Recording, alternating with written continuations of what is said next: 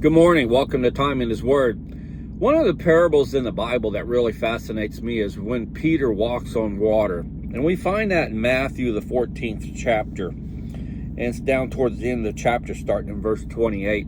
I'm just going to reference that this morning. I'm not going to read the passages. I'll read a few verses, but not all of them. And one of the things that always gets me is that Peter steps out on faith to walk on water. And we all know you can't walk on water, but when we keep our eyes fixated on Christ, what we're able to do is unlimited. And I think that's what that parable is getting at.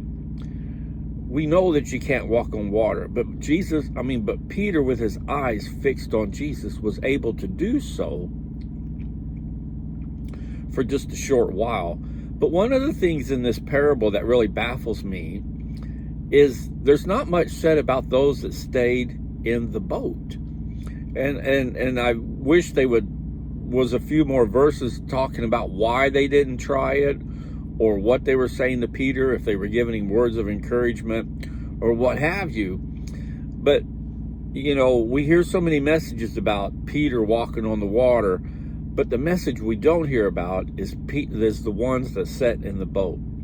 Well, yesterday, I think I got a little bit of insight as to why those jokers stayed in the boat and didn't get out and walk on the water with Peter. So I loaded, and I'm grossing 78,500 pounds, so I got some weight. And I'm over in Charleston, South Carolina, and it had been windy and raining all day, but not that bad. And I got loaded, and I got going west, and the winds picked up, and they were coming from the side. Now, mind you, I weigh 78,500 pounds, so I got some weight.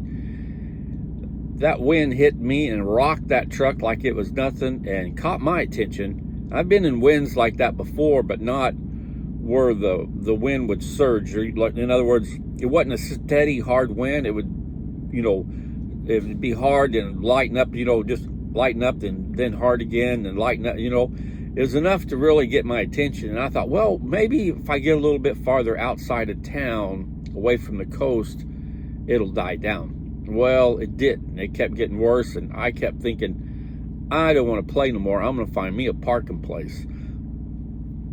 And I finally found a parking place.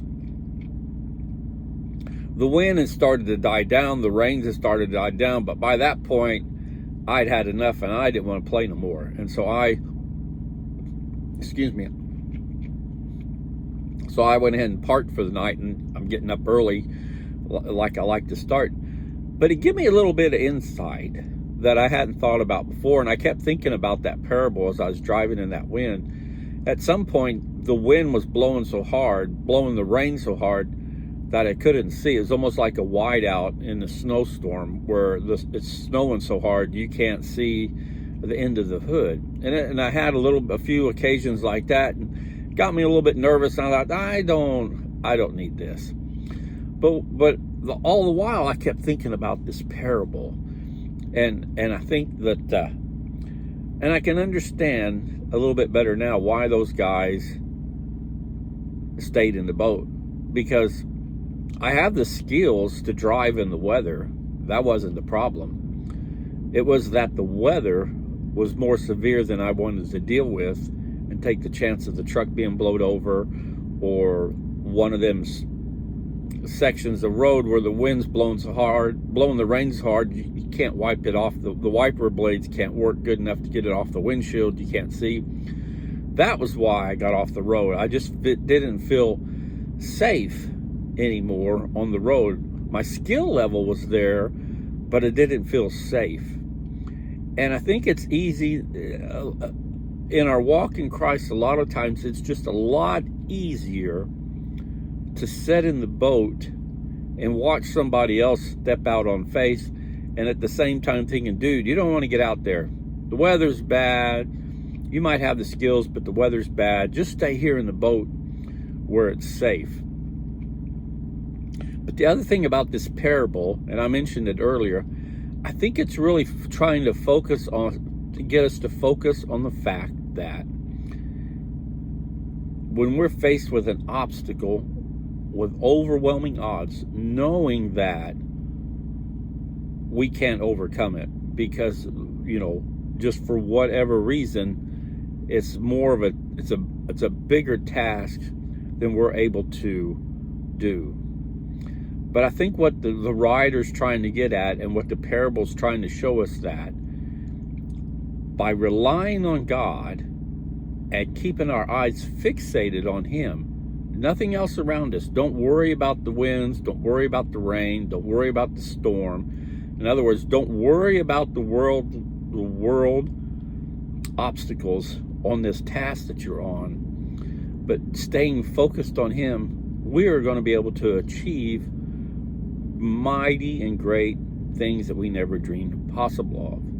And people will be, at the time we're doing it, they might not have very many words of encouragement. They might be like, dude, you need to get back in the boat. You need to get back. But what I'm getting at this morning is, as long as we keep our eyes fixated on Christ, our abilities to achieve whatever we're doing is unlimited. It's only when we take our eyes off of Christ. And in the parable, it says that Peter said, Lord, if it's you, command me to come to you on the water. And he said, come. And Peter got out of the boat and walked on the water and came towards Jesus. But seeing the wind, he became frightened, and beginning to sink, he cried out, Lord, save me. Immediately Jesus stretched out his hand, took hold of him, and said to him, you of little faith, why did you doubt? Now we need to remember that verse. Immediately Jesus stretched out his hand, took hold of him, and said to him, you of little faith, why did we doubt? Why did you doubt? That's key to this. That's key to what I'm trying to get at this morning. When we get out of our comfort zone and we're going to where Christ is leading us, we need to not look at the obstacles that are around us that are telling us what we're doing is not possible. Because as long as we have our eyes fixated on Christ and we're believing as strongly as we can, humanly possible, we are going to be able to achieve great and mighty things that we never dreamed possible to do. So in other words, our imagination is what limits us on the goals that we can achieve that God has laid before us. Do you agree or disagree?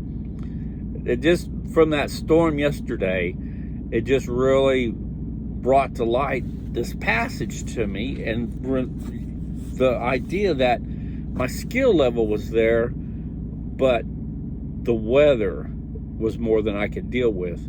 And it's the same thing when we step out of our comfort zone and we follow Christ and what He has laid out for us. Our skill level's there, or He wouldn't be calling us out of the boat to go and do what He's got planned for us. And we have to learn not to let the events around us keep us from achieving what God has laid before us that we're going to be able to do. So this morning, just think about that. If you're stepping out of the boat, don't worry about what your friends are saying. Don't worry about what's going on around you. Just keep your eyes focused on Christ, and the doors will be thrown wide open, and it'll be unbelievable what we'll be able to accomplish.